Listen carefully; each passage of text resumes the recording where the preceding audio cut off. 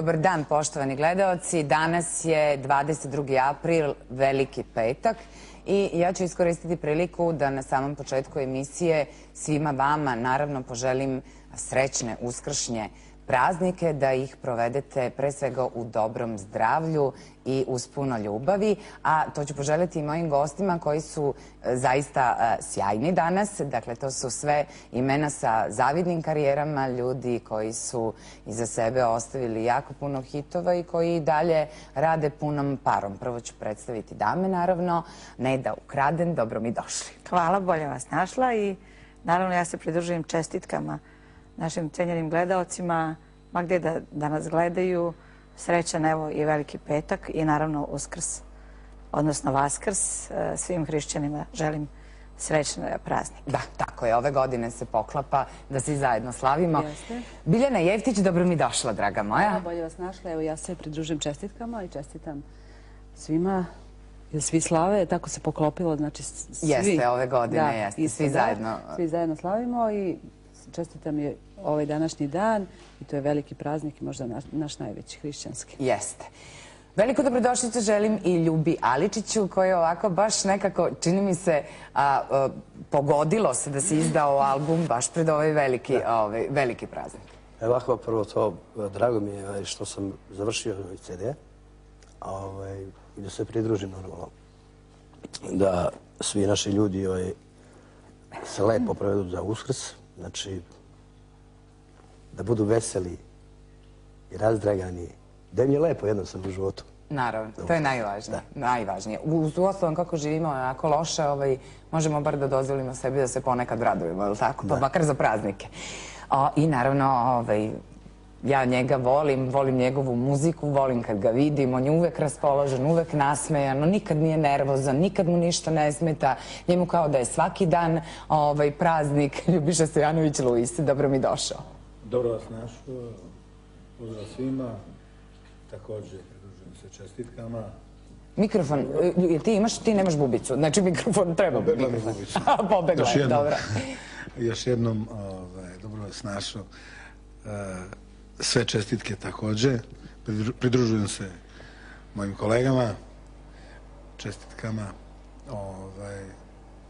Po meni je lepo, inače. Ja pretpostavljam da će dečica tvoja i da će Silvana danas da se uposli, da farbaju jaja i sve ono po redu i da će se deca najviše radovati. A pošto znam da živite u kući, da li imate onaj običaj, to je lep stari običaj, ja nažalost nemam kuću pa ne mogu, kada se u dvorištu sakrivaju poklončići za decu? Pa nešto je Silvana organizovala. Nešto je organizovala, ali tako? Dobro. Ne da jesi slavio u vašoj kući? Jeste slavili? Pa kako da ne? Pa uvijek je Uskrs bio ovako nama najdraži i najradosniji praznik. Što zbog farbanja jaja, što zbog tih poklona, što zbog čokolada, zeka raznih. Da. Tako da je uvijek nekako mi spojen i sa bojama i sa veseljem i sa ne samo ono sa jedenjem, jeli, pijenjem.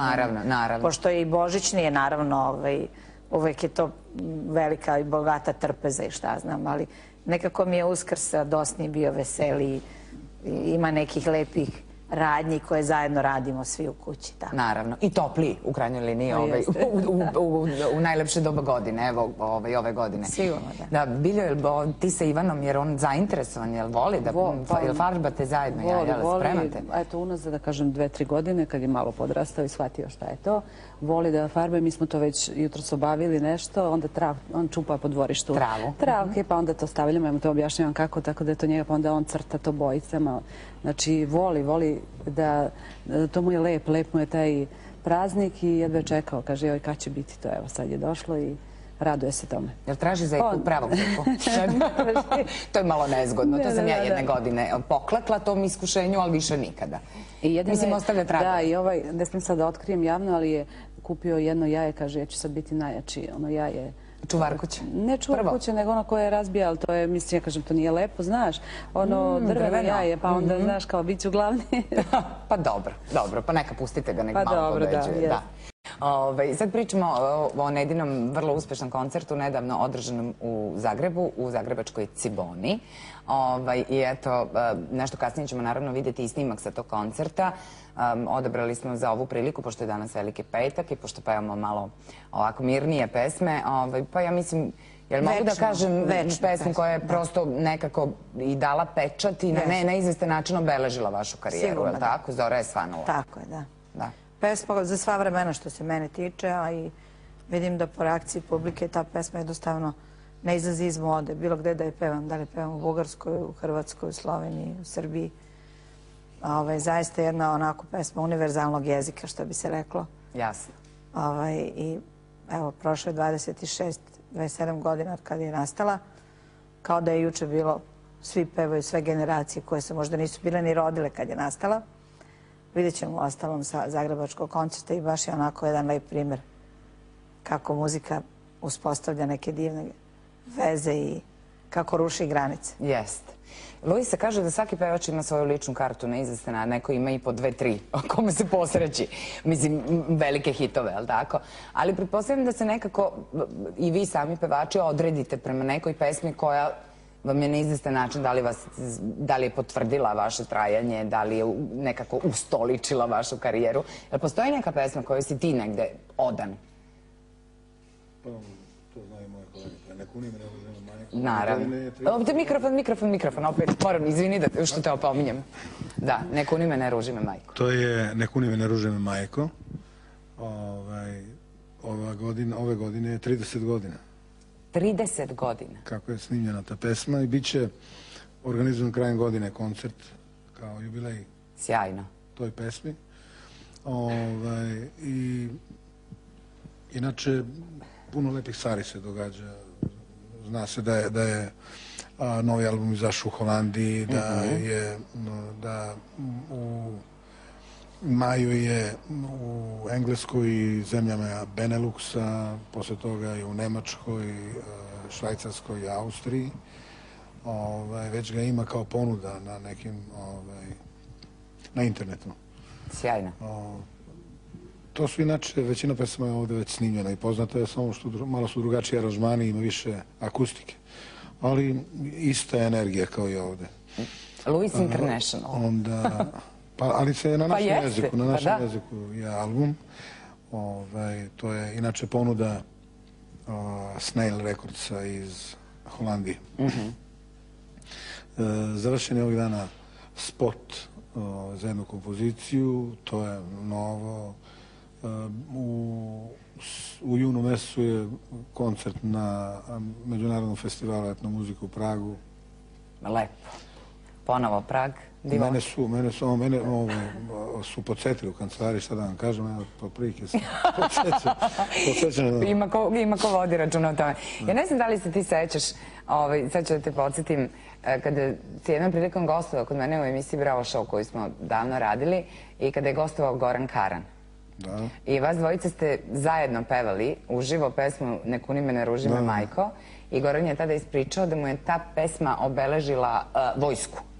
Da kada je bio vojnik, da je samo tu pesmu pevao. Ja se sećaš te priče? Da, sećam se toga.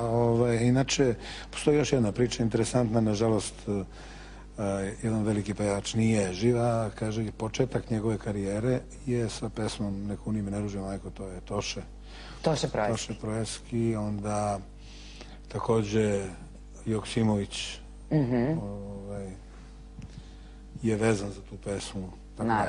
Naravno, puno njih. Ti se sećaš, naravno, Ljubo, te pesme. Predivna.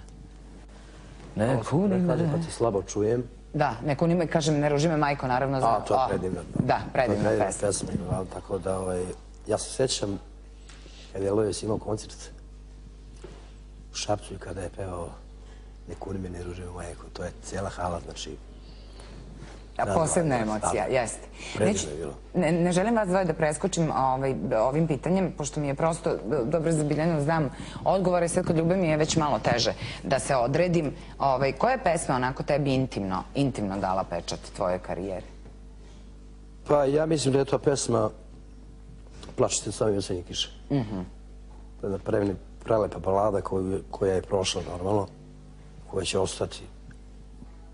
Pa ja ovako neki imam barometar kada je u pitanju Nijedan ukraden, jer njene su pesme sve, znači ja to ipak pratim. Pa naravno, ali i kod tebe je to teško. Svoje kolege i drago mi je što mogu da čujem tako dobre i kvalitetne pesme i koje ostaju, naravno.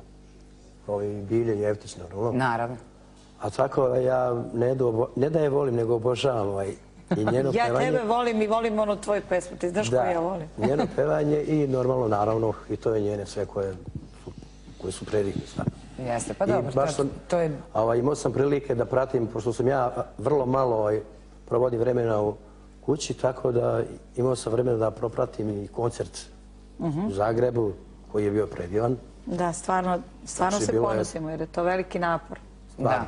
Uraditi jedan takav koncert koji nije samo obična tezga neka u diskoteci, nego to treba sve od zvuka, svetla, orkestra, gostiju, do organizacije, jeli? Baš je bilo drago, hoću da kažem, baš kada je Nena u pitanju, ona to zaslužuje, naravno. Koliko iza sebe ima hitova, pa zašto ne bi to bilo dobro i u Zagrebu, naravno. Pa naravno. Što je to i potvrdilo. I bilo gde, pa apsolutno slažem se. I van ovog našeg okruženja, da tako kažem. Ja moram samo da dodam, ti Ljubav, možda si skroman pa kažeš jedna pesma, ali ja, znači, bukvalno kad putujem pa radio, pa ono vrtim radio stanice, znači ne postoji da neka radio stanica da se Ljubina pesma dnevno ne čuje. Znači, jednom, dva puta. Upravo to kažem, teško je odrediti kod njega. Svakog dana, znači, to je, ja mislim da si ti jedini pevač, jedinstveni, da se tvoje pesme svakog dana čuje. Ali stvarno, bez šale, onog putujem, znači, bilo gde da sam eto ga Ljubav, znači, sa nekom, znači, imaš milion pesama. Da, jeste. A Bogovi zemljom hode, kako se zove pesma? Ma divno, da. Ali definitivno Srce na dlanu je nekako obeležilo. Pa ja ću da se nadovežem, Neda je rekla 25. To je neka sigurno plodna godina i meni je, ja sam Srce na dlanu snimila 86. godine, znači to je 25 godina. Da. To je otprilike te godine. To su te srećne 80. Srećne 80. Jeste, kada je bilo mnogo hitova, znači sveća se Miroslav snimio Pozdravi Neda, onda i ja, pa Aca je snimio Nedice generaciju, Vesna Zmijanac, Nekunte Crnoč, znači baš hitovi koji su ostali i danas i za sva vremena. Jasno, da, lepo.